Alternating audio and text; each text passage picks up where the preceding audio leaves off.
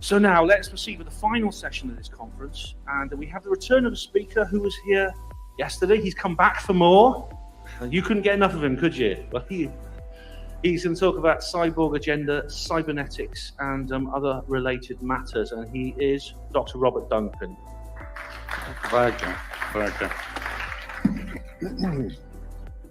So people know my background from yesterday's speech, that my real specialty is artificial intelligence and robotics, and redefining what human beings will be in the future. And a lot of people find this scary. I don't want to be redefined. I don't like this idea, something that's beyond my control. The very sense of self is going to be altered. Well, you're actually under a lot of control systems, and you have been since birth. Indoctrination. How did you learn to speak the language that you speak?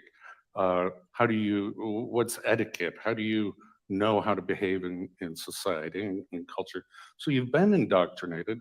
There are a whole bunch of forces that are controlling you and manipulating you at any time.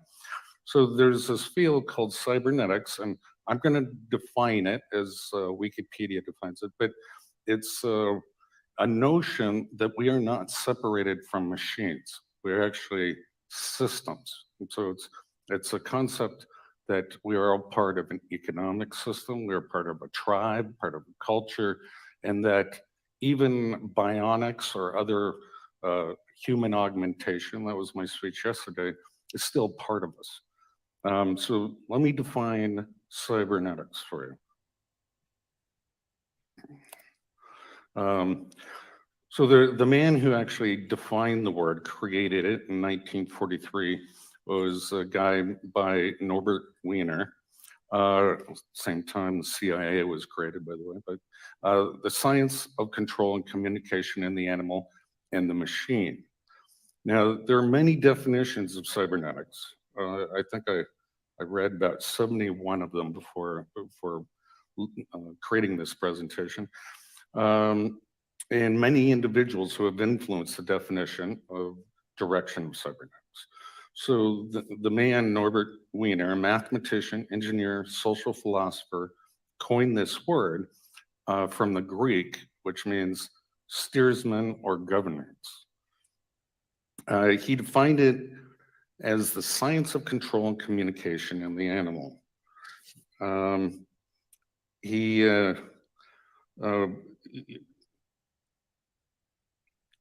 In the machine. Ampere, before him, wanted cybernetics to be the science of government. For philosophers, cybernetics was an experimental concern with the communication within an observer and between the observer and his environment. And there have been several other people that have tried to precisely define this word cybernetics, but it's a very difficult abstraction. And I studied under Noam Chomsky for linguistics at MIT. He's kind of a political activist, but he's a brilliant linguistic teacher. And I studied for artificial intelligence to have computers translate natural language processing. And this is all related. Cybernetics treats not things, but ways of behaving. So it's all about behavior within the system. Okay, with that, I'm gonna go on. There was an interesting article that came out just recently, and given my roots, this isn't actually all that new, but what's fascinating is the civilian scientists are catching up with some of the military work. So this article came out about a week ago, and they're literally connecting brains of other species. Now, how do they prove that this is actually occurring? They look at the entrainment. So they have a problem. Let's say it's a bunch of rat brains, 3 of them, all cybernetically linked. They can read the EEG patterns and see that they're solving the same problem. and as well as one rat, if he has a special experience, will transfer that into the next brain, into the next brain. So it's a type of indoctrination, just like with us human beings. Uh, you know, I mean, this is great for, you have children. You want them to think the same way you do and rush to that experience. But we use spankings and lollipops and verbiage basically to control children. Um, so what I study that I just find absolutely fascinating, and this is what is happening, and the last speakers can probably confirm that. It's the government is working on what's called cybernetic hive minds, and this technology is actually quite old. It's been around since the 60s, but it has many positive uses, and I promised myself when I started writing these presentations that I would take a positive spin to everything, because there's a very dark side to all of this, and you know, a warning to humanity. Do we really want to go down this path? Some of the uses are increased intelligence. Well, you know, everybody wants a little edge. You know, you drink coffee, so you're awake. What if there was a way to put in a microchip, which MIT's already done, to help people that have their short-term memory damaged in some sort of way, either the aging process, car accident, and whatnot, and the neurons actually grow to the chip, and it replaces short-term memory.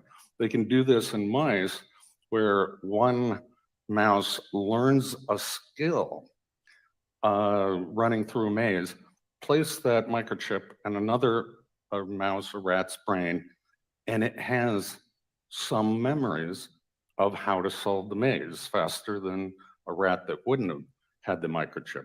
So now we're talking about instinct. You know, we're born as babies, yet we know how to suckle from a breast. No one taught us, the baby, how to do that. And you know, the birds, they know how to build birds' nests, or bees can create hives. No one taught them. This isn't taught from generation to generation.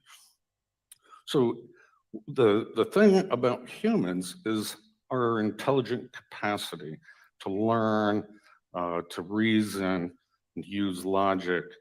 And if you're in an economic society like we are, it's not a socialist society, having increased intelligence for your child to get into a better college or to get a better job, you're going to pay for that. You want your children to be more productive or successful. Again, these are just definitions, whatever that means, than you are. And so you're probably going to want this.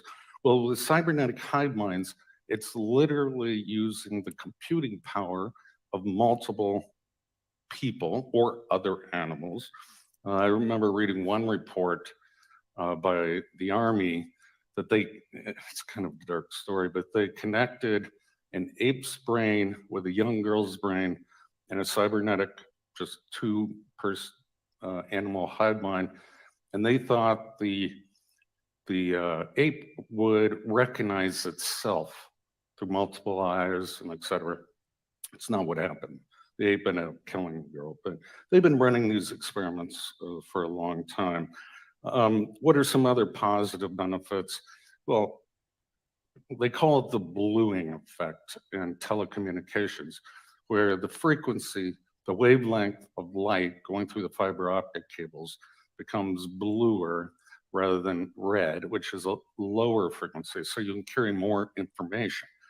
Well, you know, we used to have snail mail, now we have email and phones, and you know, we're communicating with the speed of light, and where the world's becoming smaller. But this is even more rapid. This is the next generation that you can communicate at the speed of thought. Now, there are a lot of repercussions for that, and we'll get into that.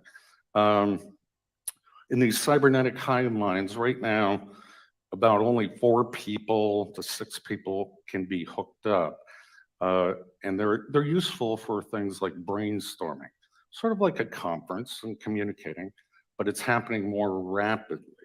Now, if you have more than that, the brains become schizophrenic and the thoughts overlap too much and they can't focus on whatever the problem is that they're trying to solve. Now, of course, the military and CIA and your MI5, MI6, they like this because it's a great interrogation tool. Imagine you can't keep any secrets. You can't keep them from yourself.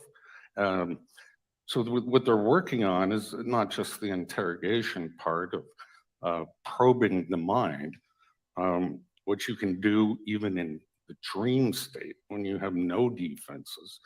Um, they want to see if they can insert thoughts into the human being. So another dark topic, mind control. I'm sure there have been other speakers that talk about this, but this is a problem. We all love our privacy. We all love our sense of free will. And I do strongly say it's just a sense of autonomy.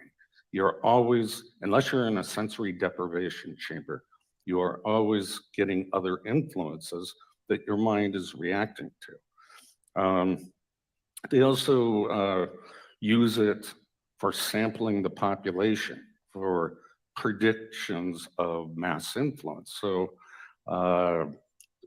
what if we say this on television, as a policymaker in your government, how would the population respond? What other words can we use? And so it's a way of testing and polling the population without them even being aware that that's happening.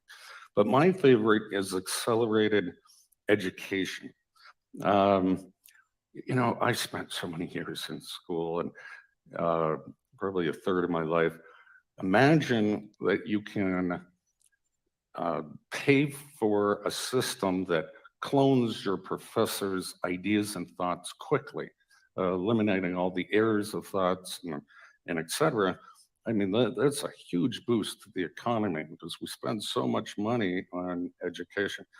But is that mind control? You got to ask yourself, is education mind control? It's a way to teach people how to think. Is it mind control? And these are ethics and morals that you're going to have to determine for yourself.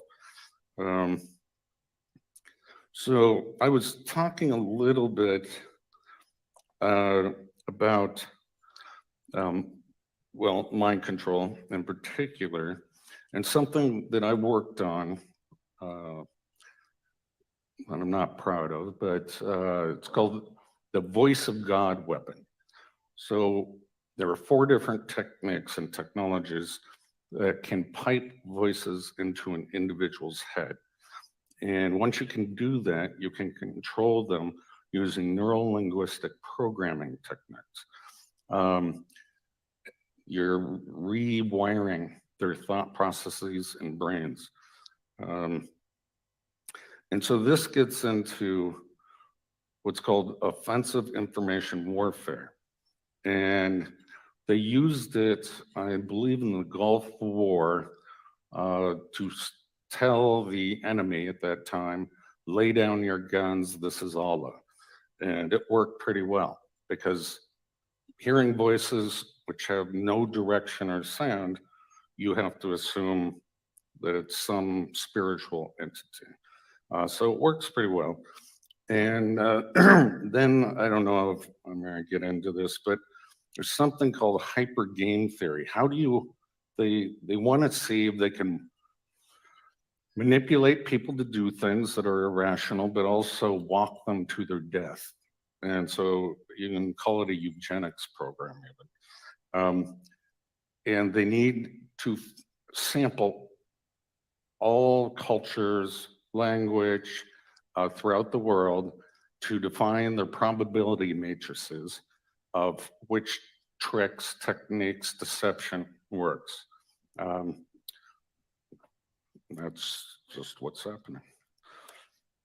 All right, well, let's talk a little bit more about the definition of intelligence. And, You know, I've argued this and debated this since I was young. And I really couldn't come up with any good definitions.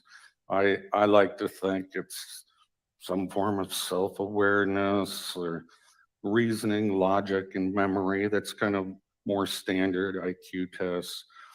Maybe it's a capacity for empathy, because I know a lot of people that can't empathize. It means you don't have enough life experience to put yourself in that person's shoes. But artificial intelligence uses a stricter test, slightly stricter. It's they determine if it is truly self-aware, if they can fool a human being for an hour talking to an artificial intelligence program. And so that test has stood up for a long time. They're way past that now, but you won't hear about that in the regular news. So really, what I think is amazing, and I'm going to put a positive spin on this, is we're starting to mix and reconfigure minds as partially human and partially AI. And those are the experiments that are being tested on some of the public. They're often called emergent minds. And they're completely alien to this planet. Planet's never seen this before, but we're creating them. It's sort of like genetic engineering. We're mixing genes up, new species that are going to arise from that. How do you define it? How do you classify it? So when thinking about intelligence, I started thinking about the SETI project, the search for extraterrestrial intelligence. And that is like breaking encryption. So I look at it from the military point of view, signal intelligence. How do you know some source out in the universe that you're scanning is intelligent? Maybe it's a quasar star, maybe. And so you have to just say it's an abnormal signal. Let's try to decipher it. So it's really like encryption. And that's what intelligence is a complicated signal. All right, so let's get into how do you do this? How do you do this between human beings? Now, there's the age-old way of hooking a human being up to many probes. It's called EEG, electroencephalograph, and reading and deciphering the brain waves as they are created within the scalp. It's just an electromagnetic field. You can also do it with infrared. And there are a lot of neat inventions that have come of this. I mean, I made one invention that you can create music with your mind, with your thoughts alone. It was only 8-octave scale. You can move robots. Once you train your brain with robot, you can move robots. So they have video games out now. You can play video games with thought processes alone that use this basic technology. Things have come a long way. And now we have, which are magnetically activated nanoparticles and sensors. So how do you control a brain? Most people don't believe that. Oh, you can't control me. I have my own free will. There's no way you can get to my soul. Well, sorry, that's not true. So these nanoparticles are activated under certain magnetic frequency and will alter the brain patterns and pathways. Recently, my school came out, Harvard came out with what you see here on the right slide is the magnified view of a needle that's injected into the brain and puts the scaffolding over the brain, and then it's read that way at a much finer resolution. Somebody yesterday, I don't know if he's still here, some gentleman asked me about smart dust, and I said I would talk about that a little bit. I'm sorry, neural dust. He asked me a question before I get into the slide. He hypothesized that mad cow disease was caused by neural dust experimentation. Now, my answer would be that agrees with most scientists. Neurodust is non-replicating, so it can't infect one cow or the other. I mean, they would all have to be injected if it were an experiment. And what really caused mad cow disease was something called prions, which is a protein that is self-replicating, form of encephalitis. And it's very rare that that disease is contagious amongst species. This version of it, mad cow disease, happened to be contagious to humans. So smart dust is something different, and it's fairly new, last 15 years. And you can inject a person, and it's just really tiny microcircuits that act as transmitters all over your neurons, and they settle there, and then you can read them remotely. What would happen? Well, it probably would create something like mad cow disease, I imagine, but it's a way to read brains. It's one of the many techniques. So let's talk about a little bit about deciphering the audio and visual cortex. So researchers at the University of California, Berkeley have invented a brain decoder device that's able to work out what you're thinking based on neural activity inside of the brain. Now, they use mostly what's called functional MRIs. But you could use any of these technologies I've talked about. If you're reading text in a newspaper or book, you hear a voice in your own head. Usually, most people are reading kind of aloud in their own head. Well, they can read that, decipher the words that you are thinking to yourself. And similarly, several other universities have been working on dreams. Now imagine being able to share a dream with your partner, or an interactive dream, or record a dream, or replay it to another human of some other life experience or dreams.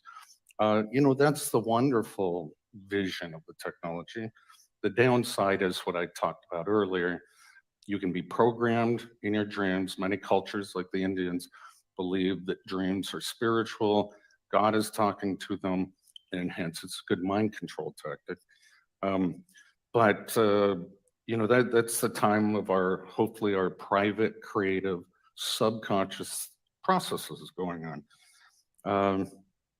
So there's another one, University of LA, maybe Stanford University. They are decoding visual images. So they train the person under a functional MRI, that's the standard technique, to look at images, and then they record them, and then they ask the person to imagine the object. It can also just be imaginary, and the computer will decipher the brain code. And so you're looking at a hammer, you're looking at a saw, that's a house, that's a cat. So the technology in the civilian sector is coming along quite quickly. Now, so there is a warning about artificial intelligence. Bill Gates recently came out and said, we don't know what we're doing. This might be the end of the human race. Elon Musk of Tesla, billionaire, said the same thing. We got to stop this. In fact, he invested $10 million for a research grant to figure out what the safety controls are in artificial intelligence. Stephen Hawking, one of your professors, has said this. So a lot of smart people are saying, we got to look at the future. This may not be the best solution. We have control of it now, but if something like Skynet from the Terminator movies comes online, we have morality. It does not seem to be a part of intelligence. And so let me give you an example. Read this. Human So this is the human being, and this is out of Google, by the way, says, tell me the definition of morality. The machine, the AI program says, I don't have ethics. Human, look, I need help. I need to know more about morality. I don't know what ethics is. Okay, I need to know how I should behave morally. I don't know how to tell you. Is morality and ethics the same? Yes, sir. What are the things that I do to be immoral? I don't know. Give me some examples of moral actions. I'm not a moralist. All right, morality, integrity. What is integrity? I'm sorry, I don't know what else to say. Be moral. The AI program says, be a man. I really like our decision on morality and ethics. And the machine says, and how I'm not in the mood for a philosophical debate. What do you want to talk about? Nothing. So he totally shuts down his master, his programmer. I thought that was brilliant. Let's see. Okay, and I'm going to get a little bit off topic here. I'm coming sort of to the end of my presentation, so hold on there. But, and I'll show you how this is a little relevant. There's technology that, this is out of Japan. This is a company that's doing a three-dimensional television, which you can touch. So I was going to show you a short clip or movie, but I can get it on my presentation. But this is a finger touching a femtometer. It's 1 × 10⁻15 guided lasers that, when they intersect, they create these glowing dots, and they can make it into all sorts of shapes and so. And the reason I bring this up is because this technology has been around far longer than, again, civilians know about. And it's a way that the Air Force is creating orbs in the sky, many orbs, through intersection of these high-powered lasers. Now, you can't see the lasers because they're out of our visual range, but where they intersect, they'll create a glowing ball. Now, that's great for Air Force because you're ionizing the air, and that creates a radar deflection. So you can, for your enemy, you can make it look like entire fleets are about to approach and bomb and whatnot. It's all an illusion. It's all an illusion. But this is a cool technology that's coming about. So you can imagine combining some of these technologies. Let's say you're reading someone's dream. Well, you can touch it and change it in 3 dimensions. I mean, there's a lot of possibility, a lot of potentials there. I worked on eye tracking, eye gaze interfaces for the military, the DoD, and wherever you looked, it's looking at your pupil and a reflection of infrared light. Your mouse cursor will move. And then when you're on whatever menu item you want to do, you blink and slowly, and then you drag it down, and then you blink twice, just like you do in a mouse click.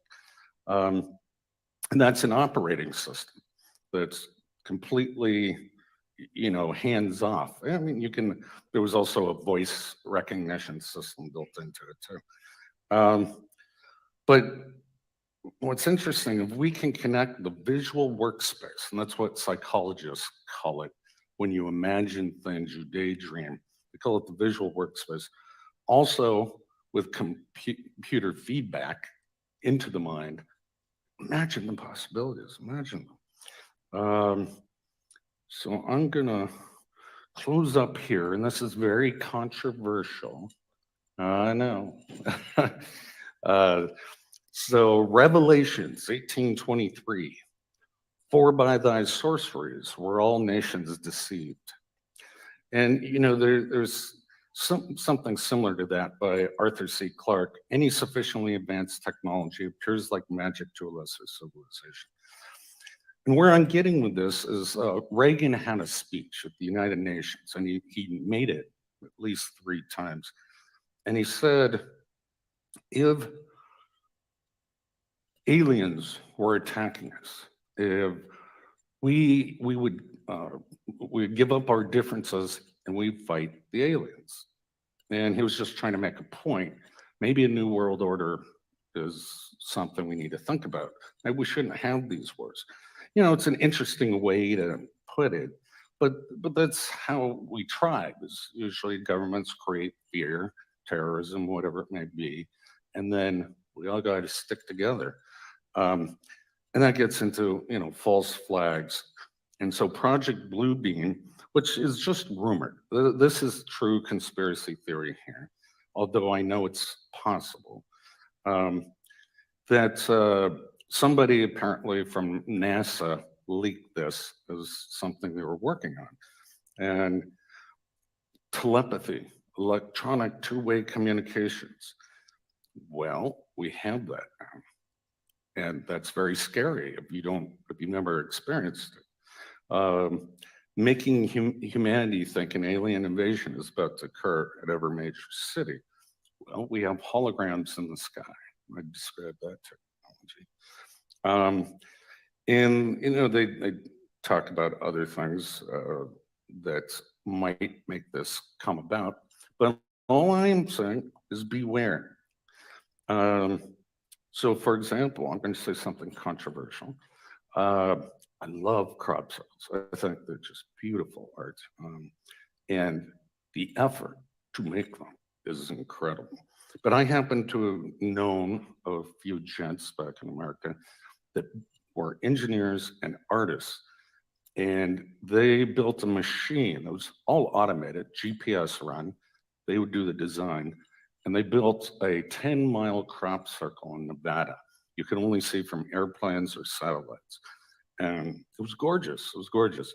But I was impressed by the engineering. I don't know if they're real or not. So I love mystery and wonder. And all that gives us, I think, as humans, we want hope. We want to think we're not alone. Somebody will save us from ourselves.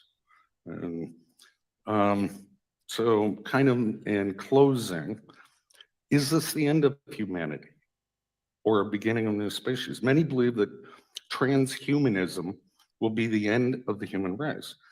I kind of, disagree with that. Perhaps it's just a redefinition of what the human race is. What if we are the mothers and fathers of a better species than our own? Perhaps we can amplify love and happiness, end all wars. Perhaps the new world will be more perfect than what we have now. I don't think we should be scared. We should embrace the future and understand the consequences. Questions? The mad cow disease, because of okay, that was you. Yes. me, sorry. I don't know how far you are into the research of the disease itself. You know more than I do. Okay. Yeah. If it's okay for you, I will just fill in the facts, because the transmitting agent was crystalline. They burned it at 800 degrees, injected it into the brain of the next animal, and it still transmitted the disease. So what is transmitting is the barium strongs in the piezo crystal. Not necessarily. Now, remember, a prion is a protein. It's not a virus. It's not a bacteria. Yeah, it's a protein that self-replicates, and it's immune to high temperatures. So you can't cook the meat, and that won't get rid of it. The prion goes away at 800 degrees. Only the okay, all right. 800. Yeah, 800. that sounds about only right. Ash. Yeah. And they managed to transmit it at 800 degrees, introducing the ash of the brain of an infected animal into a healthy animal. This is one part. Okay. The protein prion chain appears when the nervous system is dissolved, because the mercury is stripping the nerve, and the lack of copper is dissolving the nerve. So basically this is dissolved nervous tissue that recombines with other heavy metals that are available to rebuild an artificial. What made you think it was smart dust, or? It just from the geometry. If you have a new core, like a piezo crystal forming the center of a neuronal. What causes the holes in the and brain? then the nervous system regrows. Instead of copper prion protein, it goes barium prion protein chain. And this connects to the piezo crystal. So we have an antenna system that is spitting out electrons on command by radio signals and introducing the electric signal into the animal-owned nervous system. So this is exactly the concept when you go into YouTube and you look for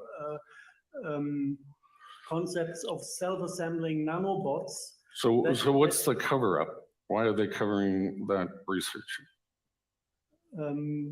I don't know what they tried to do. I guess it was an experimentation how far the system affects the health. Because what they did is they had a mandatory vaccination with a chelate that pulled out the copper of all the cows. And this is where the disease started. The lack of copper started the disassembling of the nervous system. And having a completely senseless mandatory vaccination causing this pandemia of mad cow disease looks like experimentation to me. Huh. Sorry, it's just the setting looks like. I don't have internal information who did it, and the piezo crystals come via the chemtrails. It's the main compound of chemtrailing is the barium strontium titanate. Wouldn't that affect humans as well? The mad cow disease is Creutzfeldt-Jakob in the human fields, and the other old age disease. Alzheimer's. Don't take on barium and strontium, they take on lead, that it's ALS, they take on aluminum, then you have Alzheimer and dementia. So basically all the old age disease look like a side effect of this dust used as Interesting theory. Yeah. It's all in the papers. The biochemistry is fitting 100%. All right, I'll research that further. We developed on top of this is working 100%. So I guess there must be something to it. The only thing we don't have is if anybody in the, let's say, civil domain research is aware of what is happening over there. And I would really like to connect to those people. If you have connection into the research, do us all a favor. All right, good comment. Okay, thanks. Thank you, sir. Thank you. Anyone else? Lady over here.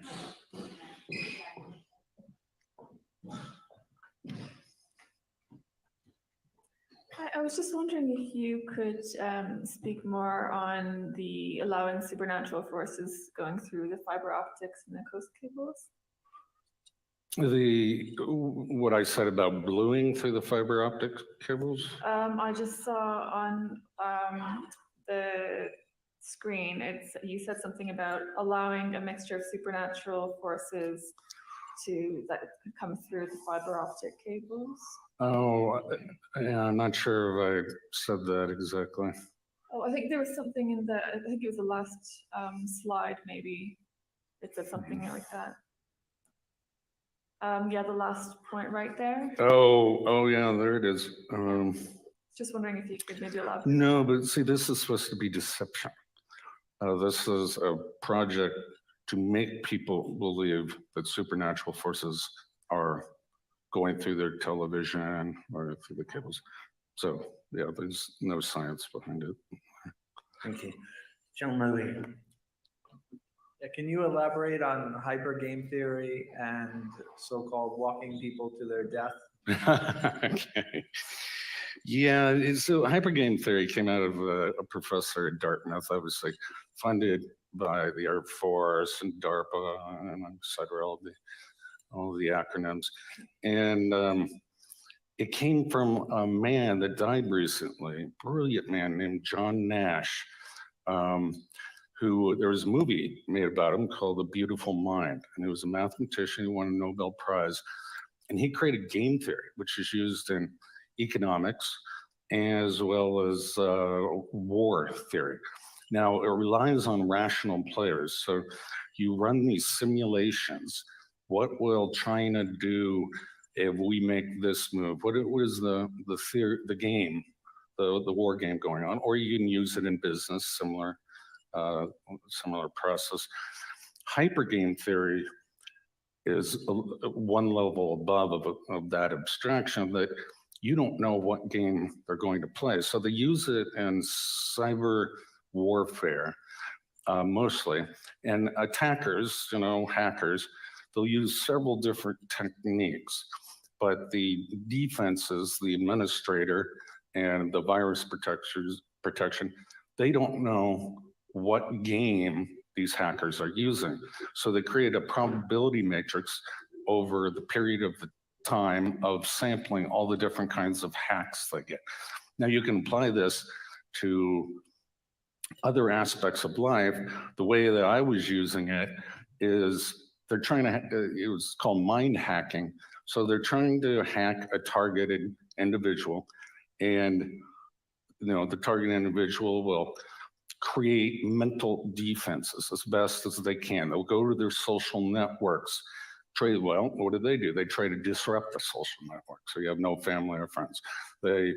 It's a back and forth game that they're trying to find out the maximum probability of death, and the example that you used, where you'll commit suicide or you'll harm somebody, become a Manchurian candidate or something like that. So it's huge database of probabilities across all the variations of mind. The human genome, I think we have, I'm going to get this wrong, so I'm not even going to say it, but a finite in the hundreds of thousands of different genes across our species. And we mapped them out in the Human Gene Project. Well, now it's the Human Mind Project, the Global Brain Project. President Obama just recently funded a whole bunch of scientists to decipher the mind. Well, our previous president, same thing, George Bush, said the same thing. They're trying to decipher every possible thought and uniqueness due to culture and language and whatnot. Thank you. Another one, please. So Matthew, we're just going to have a reply from this gentleman. Well, if there's no accountability or transparency in the development of all of this, how is it possible to have a positive outlook on this topic and humanity? Oh, that's a difficult question. I guess keep pressuring your government for transparency. But scientists, I'm the scientist, and while we may have our personal ethics and our personal beliefs and be moral people as an individual, we don't think of science as evil. We're brainwashed into believing everything we're doing is for the benefit of mankind. But look who pays our bills. It's all military, it's all for war, it's all for control, government control. So yes, you should be dubious. I don't think you should be depressed, because there are a lot of great possibilities out there, especially if there's a technology transfer from the military to the civilian sectors. We'll see a lot of businesses that will feed our desires and needs. I wish I had a better answer, but it's scary. I've got a quick question. Just to confirm, you said you were a little bit embarrassed, ashamed that you'd worked on a project called The Voice of God. Yeah. And to your understanding, it had been used in the Iraq War, but you worked on it. Can you tell us what the name of the project in the military as it was being developed was, and how much was spent on it?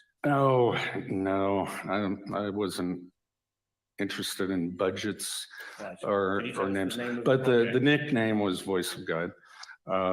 But it goes under a lot of different names, different variations. And so let me talk about some of the technology. It's called the microwave hearing effect, which with directed microwaves, this was discovered by a guy named Frey. They're not totally sure what the mechanism is, but they hypothesize that the brain expands ever so slightly with this energy, heat energy, that gets conducted to the inner ear. There are several other technologies that use ion cyclotron resonance heating and calcium C2+. as a mechanism of influencing the nervous system. And all the ions have their different resonances under the Earth's magnetic field. And and then you can go into the ultrasonic realm, where anybody in the beam with one of the ultrasound waves won't hear anything. It's above human hearing. But where the waves intersect from two different directional sources, all of a sudden that person hears it, and that's called the audio spotlight. So there are a lot of mechanisms to project voices into people's heads. Thank you. Thank you. Gentleman over here.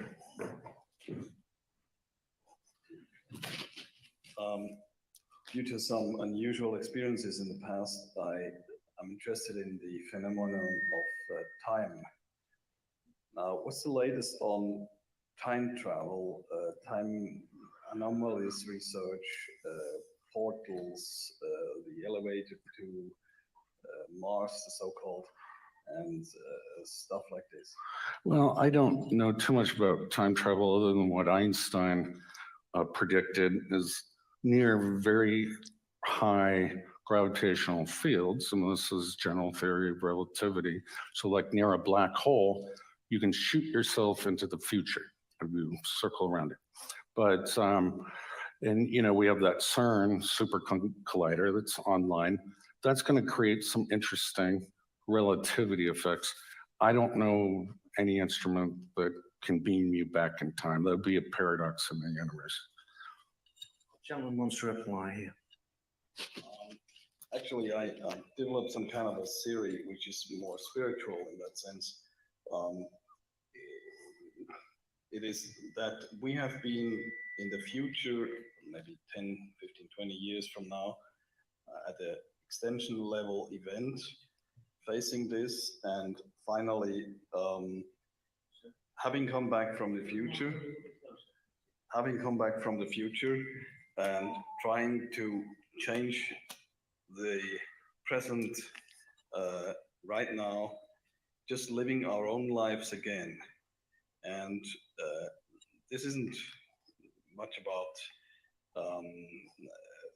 physics, but it's also a spiritual thing and time travel thing. Could you imagine that something like this is possible? Well, not with our current state of human technology, but could it be possible? Well, right now, the greatest physicists say that we have an infinite number of parallel universes to our own, the one that we're experiencing. So that would be shifting from one universe to the other. Spiritually speaking, you know, I would say that your mind is very good at modeling the future and prediction. And you're coming back from that saying, this is what I need to do to change my life. That would be my guess. Okay, ladies and gentlemen, this lady over here.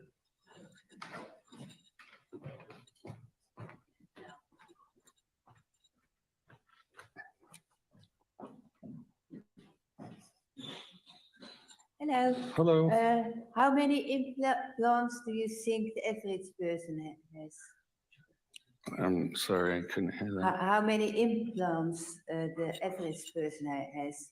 Not somebody who works in the civil service or whatever. Yeah, implants. Because I had mine taken out. Yeah, did that help you? Well, now you just can do it on galactic connection, and they do it spiritual.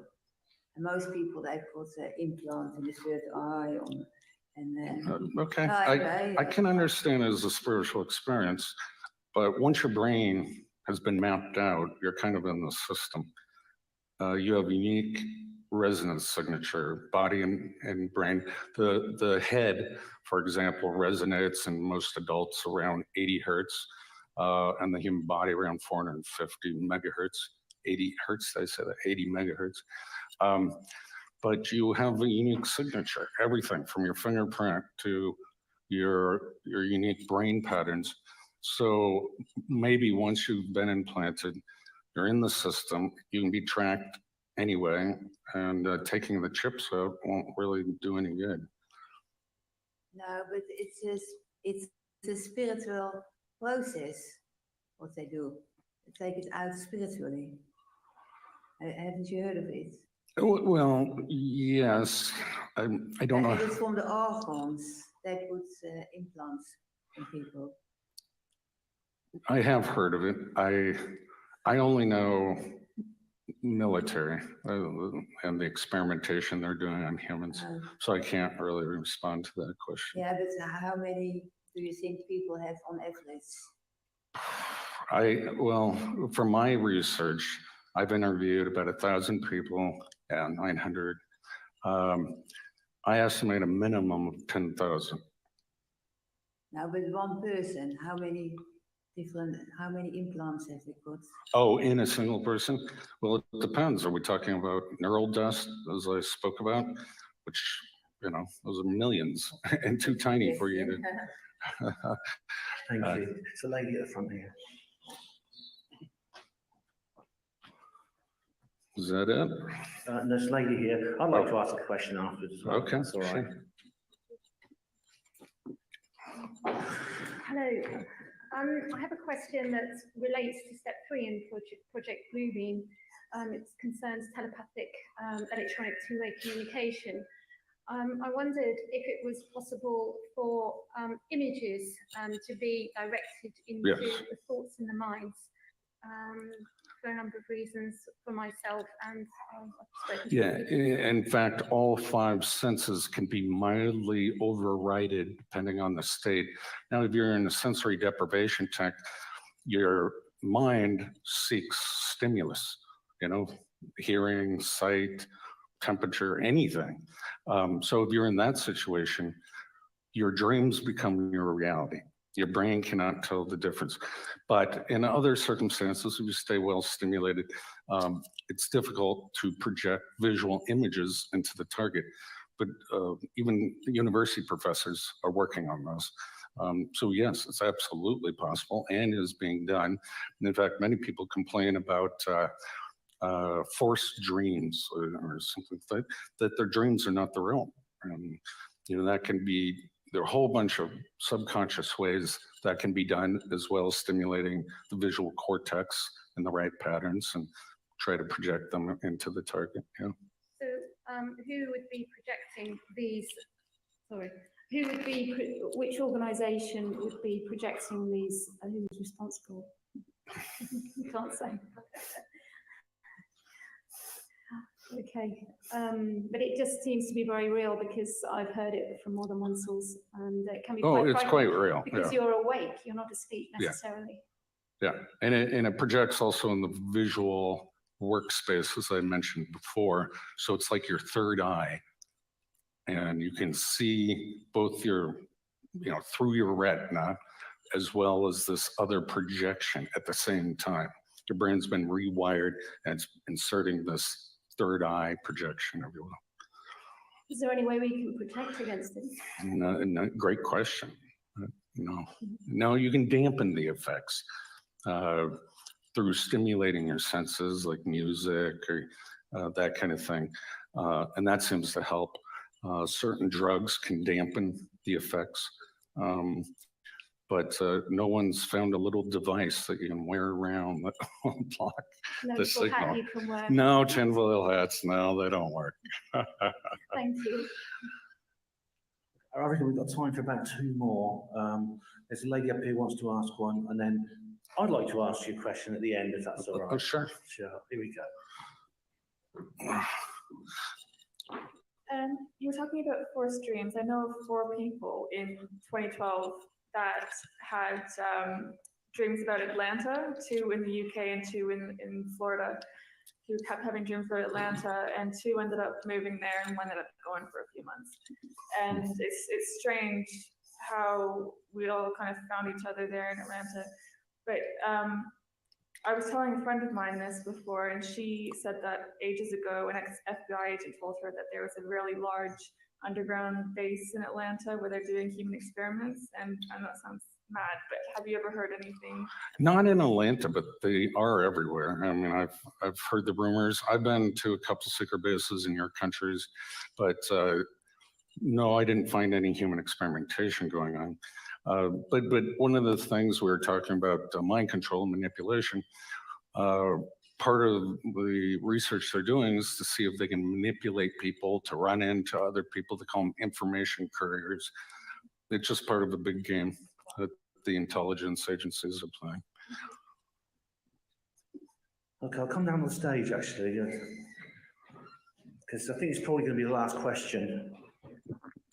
Now, Dr. Duncan, you've given us a lot of reason over the last 2 days to be concerned by the potential for abuse of this technology. At the end of your presentation today, you feel quite optimistic about the idea of transhumanism. I mean, maybe you're talking about a perfect world where we can draw perfect circles or whatever, but in my view, how is this possible? How is it possible for transhumanism to be a good thing without some almost unimaginable social revolution? And I mean, as Max Egan, I don't know if you've seen Max Egan's video about transhumanism. He puts it very succinctly, and he says, how much can we be transhumanized without losing our humanity, especially where we have rulers who have none? No, and that's an excellent point, and that's why I try to ask more questions than I answers. It has to be a social revolution. I mean, that's the only way it could be accepted by society. But this is so gradual within our generations that it will become more and more acceptable. So people walking around with Bluetooth, headsets. Well, now we accept that. They look like the board, and so slowly this will eventually be rolled in, and we won't give it another thought. When a child is born, we genetically engineer them, with blue eyes or whatever they. Some might argue, though, that yes, the technology we already have. I mean, the technology we already have is sort of cutting us off from each other. I mean, I'm guilty here myself. I apart from my family in my hometown and the men I live with, I know one person. But I have thousands of friends online, so maybe. Yeah. So is that just a redefinition of how to be social? What is a friend on Facebook? How often you talk to them? You can't shake their hand, you can't hug them. I don't know. This is something society is going to have to deal with. This is a social revolution. It's occurring right now at a very rapid rate. I call it a cataclysmic evolutionary event in mankind. Yeah, because also, since we do have a malevolent elite in this world, the potential for the potential danger here is enormous. It is, and I think there may be an agenda to depopulate the world. Oh, I think there is. Yeah. Okay. Well, ladies and gentlemen, sleep tight. I know. It's grim stuff, I know, and it is grim stuff. Leave on a happy note. Look at this way. I mean, if people are not talking about this, then it'll be an awful lot worse than the people are talking about it. I mean, that would really scare me if this was going on and people were not talking about it. So, Dr. Robert Duncan, thank you very much for speaking to us again. Thank you for having me.